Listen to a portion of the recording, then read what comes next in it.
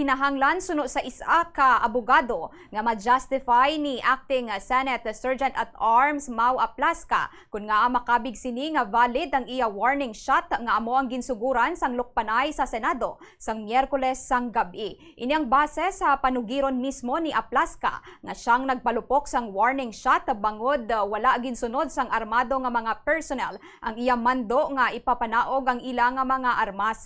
Sandig kay Aplaska ang protocol nila mo nga kung may makita sila nga peligro, i-challenge nila anay nila kag pamangkuton ang identity. Sa interview sang Bombo Radio kay Attorney Noel Palomado, isa ka Bombo abogado, iyagin pahayag nga ang warning shot bisan isa lang ini amugid ang nag-trigger sang lukpanay. Diri na kagin-raise ni ang question kung legal bala nga magpalupok bilang warning shot sa isa ka officer sang enforcement team, partikular ang halin sa National Bureau of Investigation. Sunod kay Palomado, may iba na nga options kung tani si Aplaska kaangay sang pag-istorya anay o kung pagkadto sa iya nga superior. Dugang sang abogado bangod na tabo ini sa office building, bisan nga sa ibabaw man o kung sa idalo mang direksyon sang lupok, posible gihapon nga may masalabat kag mabutang sa peligro ang kabuhi sang madamo nga tawo. Naibaluan nga kahapon nang inepektibo na ang 6 ka bulan nga preventive suspension nga gindagdag sang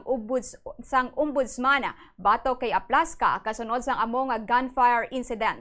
It was admitted nga nag-warning shot siya. Then, he admitted also nga ginapalay down niya ang arms sa NBI agent. For what reason? No? For what reason? Wala man siya may gihambal nga rason. No? Kay armado lang ko. No? Siyempre, NBI may armas na. Pero, ginpalukpan niya kag nagsaka man kuno ang nagkuan man sigbasi nagpalupok man gani siguro ang NBI man warning shots man siguro pro dito na nag-start no pero the first bullet fired nakita naton na nag-trigger it all that was initiated at that time nga nagidamo ang lupok is that first bullet fired tawag naton first blood bala is it legal to fire a warning shot against a law enforcement officer? At that time, gapungko nga maybe kung laban-laban official alang-alang maginano siya, no?